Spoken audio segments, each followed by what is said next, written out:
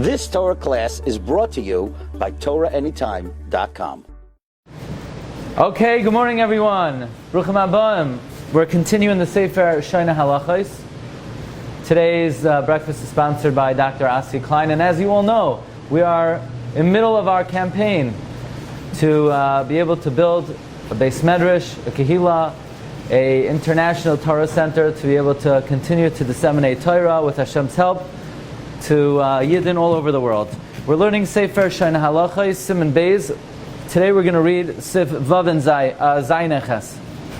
Today we're going to talk about the subject of those things that a person can do that could cause a person to forget their learning. There's certain things that a person could do that could cause shikha, cause a person to forget their learning. Now, it's interesting. We know that Rabbi Chaim Kaniesky wrote a whole sefer on the subject of forgetting one's learning. It's called Sefer HaZikaron. And he quotes the Sefer Chasidim that if someone is not careful and he does things that are what's called kasha l'shikha, he does things that make you forget, the Sefer Chasidim says, you're not chayiv, you're not over alav of forgetting your learning. And Rabbi Chaim Kaniesky explains in the Sefer HaZikaron on page 7 that it's not even an Issur D'Rabbanan.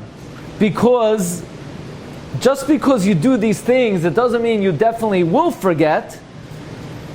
And it's not like somebody who learns and doesn't review. If somebody learns and they don't review their learning, they're actually violating a lav because they're actively not trying to remember. But these things, these activities that cause a person or could cause a person to forget, they don't actually cause a person to forget. They could potentially weaken one's memory. And therefore, not only is it not a biblical issur to do these things, it's not even issur d'Rabbanan, as opposed to, let's say, not reviewing your learning, where then you'll definitely forget, then you'll be over a lav in the Torah by not reviewing. On the other hand, the Sefer Chesed La'alafim, quoted by the Dirshu, says, you're over a lav. Hishar melacha, shmar nafshcha ma'oi, pen tishkach. Likewise, shal setshuvas, divrei Malkiel, Chelek Dalet, Siman Aleph, shal setshuvas, asaras tshuva, Chelek Dalet, Siman Kuf Lamed.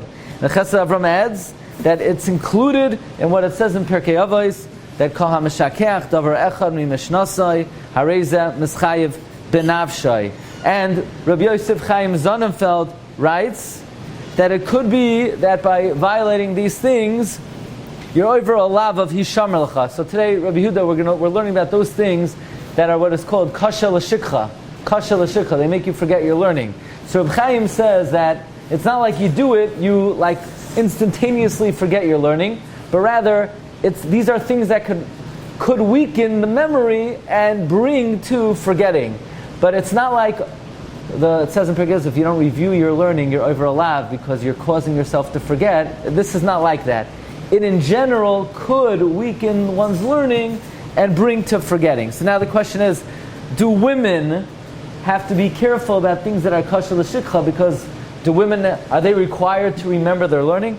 So the Chavos Das in Yardei Siman Ayin Beis brings regarding eating the heart of a behemoth of a oif, only men are noyeg not to eat it because it's kasher l'shikha, and women don't have to be careful. The Beis Lachem Yehuda in Yardei Siman Ayin Beis also says that women don't have to be careful unless they're pregnant. Says Reb Chaim Kanievsky that since women are not mitzuvah on Talmud Torah, they are not commanded and they are not adjured not to partake of those things that are kasher l'shikha. I'm reading now from the copy of the Dirshu in number 9. However, Ketanim, even though they didn't learn yet, Rabbi Chaim Kanievsky says they should be makbid, because these things cause a nature of forgetting and it could cause harm afterwards. Now, Marv Rabbi, let us now look at Sif Zayin in the Shoneh Halachos. Haloivesh beis malbushim yachad. One who wears two articles of clothing at the same time. You put on your shirt and your jacket at the same time. V'hakoyreg sav shal gavei hakever. One who reads the writing on a grave. V'hamistakel b'fnei hames. One who looks at the face of a dead body. Mishakeach tamuda. You'll forget your learning. So far, number 1, you put on two articles of clothing at the same time. Number 2, you read the writing on a kever. Number 3, one who looks at the face of a mess, he will forget his learning. Or v'chein hamaniach malbushav merashosav, one who puts his clothing under his head. You know, if you sleep with your clothing under your head, it causes you to forget your learning. The efsher, it could be maniach davar achar hamafsek bein roisha levegadav. If you put something else that separates between your head and your clothing, ein kapeda. There's no, we're not makbet. So 4 things. Number 1, to put on 2 articles of clothing at the same time. Number 2, to read the inscription on a grave. Number 3, to look at the face of a mess, or to sleep on top of your clothing. Now, I once heard from Victor Miller's at the Bracha, why if you put on 2 articles of clothing at the same time will you forget your learning? So he says there's a logical rationale for this. What is it? Who does Hashem help remember their learning? Someone who the Rebbeinu Shalom chooses to be a proper receptacle for the Torah. Someone who's going to be a good ambassador for the Torah. Someone who puts on their coat and their sleeve at the same time, very likely their hand will go around their sleeve and into the sleeve of their jacket, so their hand won't be through both articles of clothing. So there's going to be this big lump over here, and people are going to look at this guy looks bizarre, and they're going to say, this guy is an ambassador of Torah, this guy is a Talmud Chacham. I'm not interested in the Torah if the people who know the Torah are shlamazels. So Hashem's not going to give heavenly assistance to such a person because they don't represent the Torah properly. So that's perhaps the idea Rav Miller suggested of somebody who wore 2 articles of clothing at the same time. Maybe you could say that's the same thing about sleeping on your clothing. You sleep on your clothing are going to be all wrinkled in the morning, and you're going to look like a mess. You're going to look like a shlump. So you could say the same thing for that. Now, what about reading the ksav on a grave?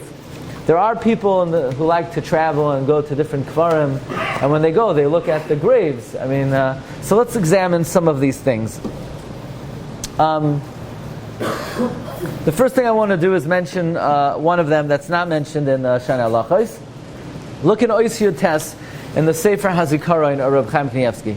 He brings from the Gemara in Harios Yud Gimel and Beis Psachim Kuf Yud Aleph Amud Aleph that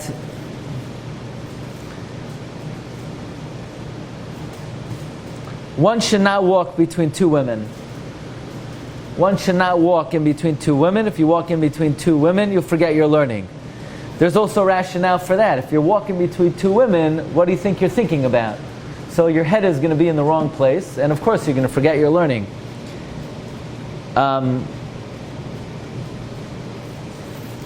In the Tshuvas Rabbi Yosef Chaim Sonnenfeld, he says that's dafka, you're walking between 2 women that are stationary, or you're stationary and 2 women are walking by you.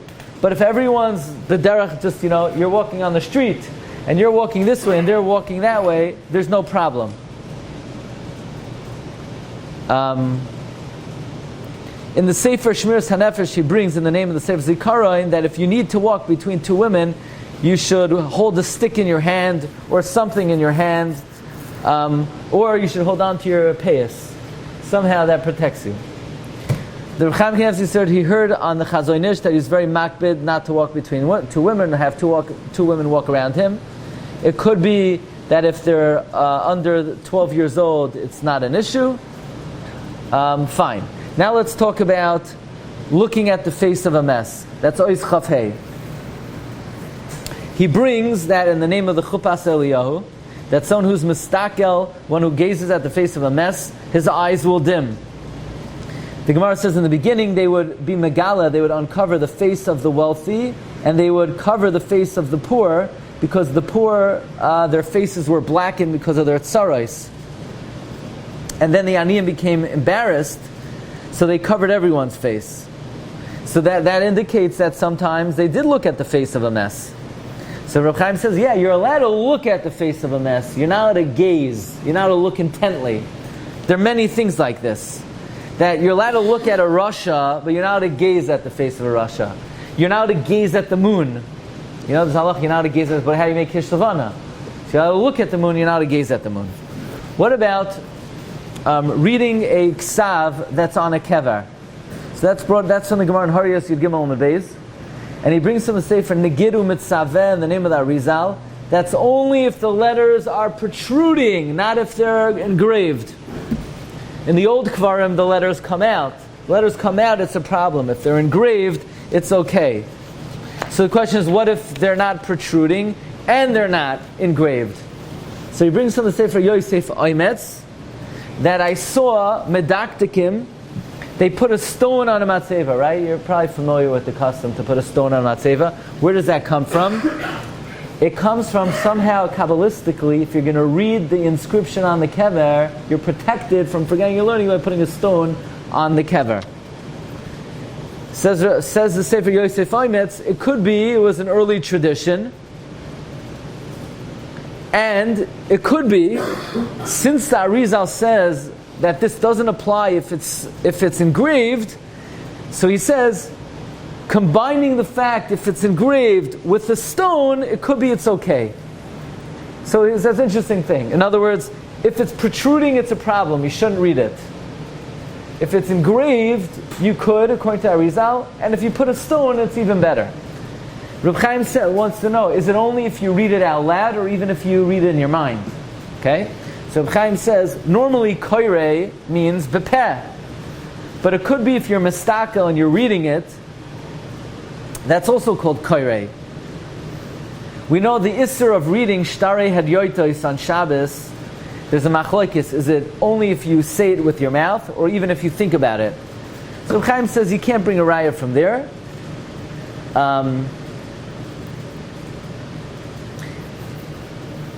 You could say, we know lo yikra la'or haner. Friday night, you're not allowed to read Torah by candlelight because you might put it out. There, it's even if you don't say it. So maybe from there also, we should indicate that by reading a ksav on a grave, it's if you don't say it as well. But he says over there's a reason, because you might extinguish the fire. By the way, on Tisha B'Av we say you're not allowed to read Torah. There it's also al yidei hira as well. Therefore, Reb Chaim says, in his opinion, you should be careful not even to read the grave by looking at it. Now again, that's only if it's protruding. Okay. Now,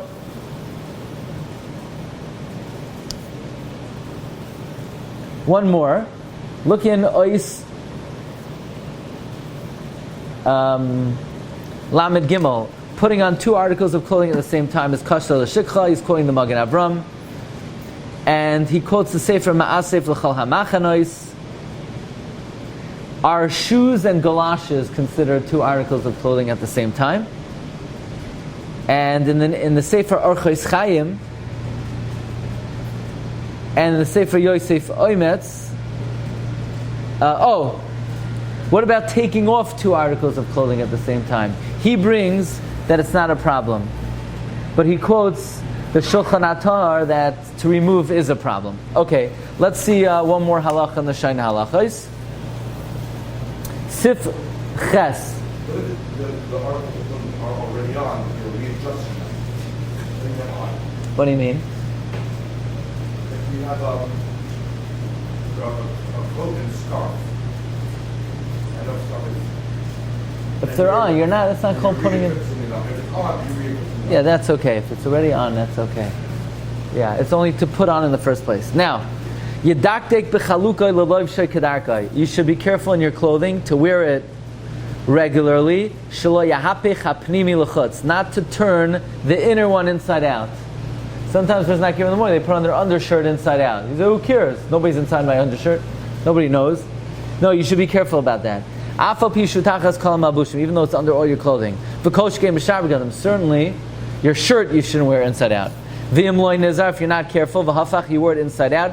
Im talmid chachamhu, if you're a sage, tzach lefoishtoi v'loiv shekedarki. You got to remove it and wear it regularly. Ushar kol adam ein tzarach. Anybody else does not have to. Ula tefila, but for prayer, afilu kol adam tzarach lepoishtoi shekarai. For davening, everyone has to be careful to wear the clothing properly.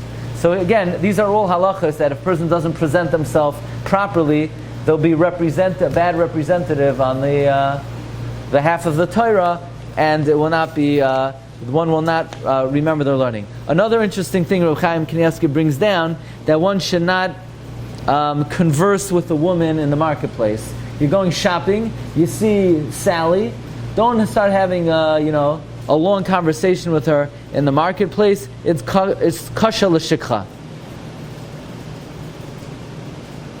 Rabbi Chaim even brings, even if the person is related to you, not everybody knows. Not everybody knows they're related to you.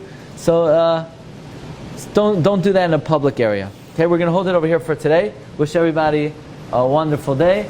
And as we mentioned, the campaign has begun. And if anybody would like to make a team or be mishtatef, we'd really appreciate it. Have a great day back here, 7 p.m., Operation Room.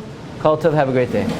You've just experienced another Torah class brought to you by TorahAnytime.com.